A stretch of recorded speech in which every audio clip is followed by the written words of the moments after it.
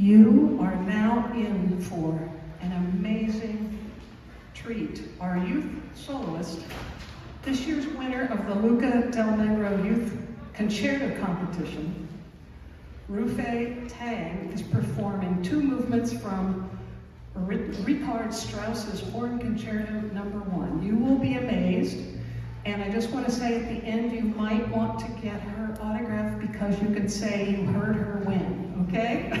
All right. Rufei.